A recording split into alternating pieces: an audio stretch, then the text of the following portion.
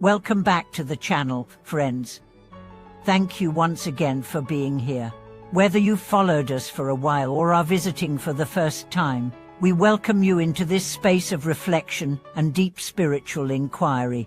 Please subscribe, like, and leave your thoughts below. We are building not just a channel, but a shared path of awakening. Today, we turn our focus to a practice that millions engage in every single day, often without fully realizing the immense spiritual depth behind it: chanting the name of the Buddha. You may chant Namo Amitufo every morning, or whisper it silently in times of fear or sorrow. You may do it out of habit, or because you've been told it brings blessings. But have you ever stopped to ask, what does it really mean?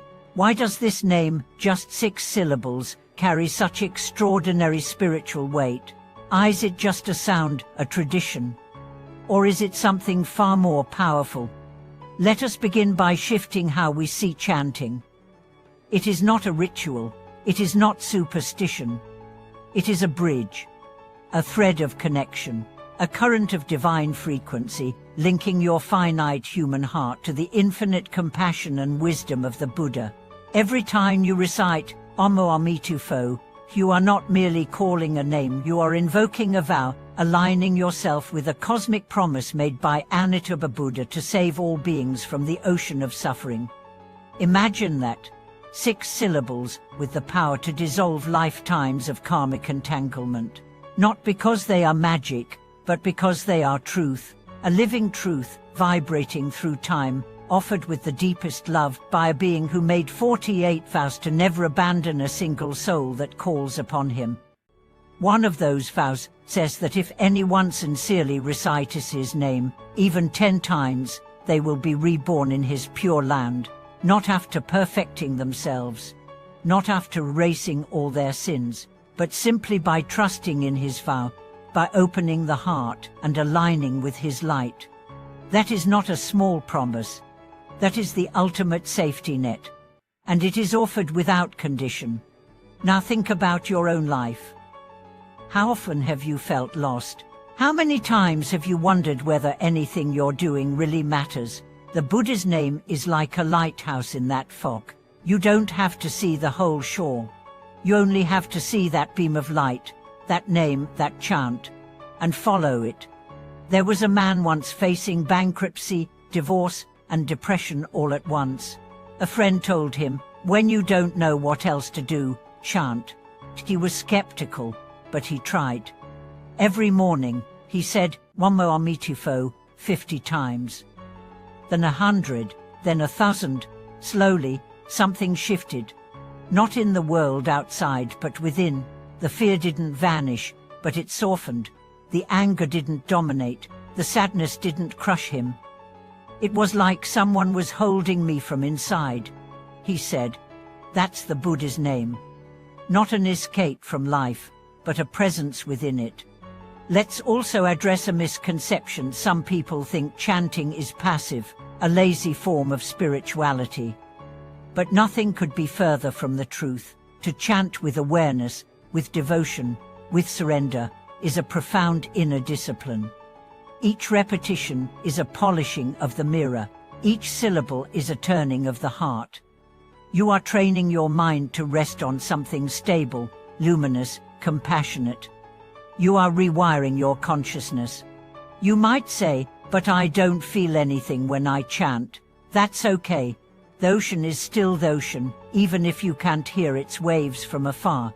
Sometimes you chant dry lie for days, then suddenly, one morning, the name floods your being like light through a window.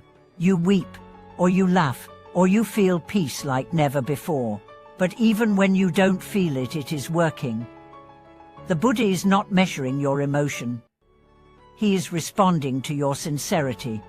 There was a story of an old woman who never went to school and didn't understand the teachings, but every day she chanted Namo Amitufo with her whole heart.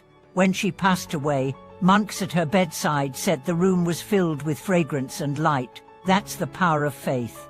That's the power of the name. When you chant, you're also aligning with countless others around the world and across time who have said the same name. You're journeying a vast wave of love, compassion, and liberation that lifts all beings. You may be chanting alone in your room, but you're never chanting alone in truth. Now let's go deeper. What does the name actually mean? Anomo means I take refuge, or pine trust myself. But the Mitufo means infinite light Buddha, or infinite life Buddha. So when you chant, you're saying I take refuge in the Buddha of infinite light and life. You are surrendering your confusion to clarity, your mortality to eternity, your despair to boundless hope. You're also invoking the essence of what Amitabha Buddha embodies: unconditional acceptance. He doesn't judge, he doesn't require credentials. He only asks one thing: come as you are. That's why chanting is not just for saints. It is especially for the broken, the doubtful, the ashamed. The name doesn't demand perfection, it offers it. You bring your messy self, and the name brings peace. You bring your past, and the name brings redemption. Some people chant to ask for health. Others chant for guidance. But the greatest gift of the name is not getting what you want. It's becoming someone who no longer clings to wants. It's not about changing your fate. It's about transforming your relationship to it. Over time, you notice that the anger softens, the fear loosens, the craving quietes, not because life becomes perfect, but because your anchor is no longer external. It is the name.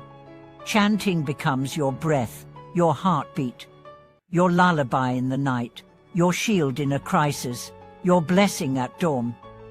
It becomes the way you start and end each day, the way you walk, the way you serve, the way you live. It becomes not something you do, but who you are. And in your final moments, when all else slips away, what remains? The name. The name that you carried, and that carried you. Thank you for watching this video. If the name of the Buddha has touched your life, if you've ever felt its peace, even for a second, share your story below. Let's inspire each other with the truth of this sacred sound. Subscribe, like, and help spread this message that in the name of the Buddha, we are never alone.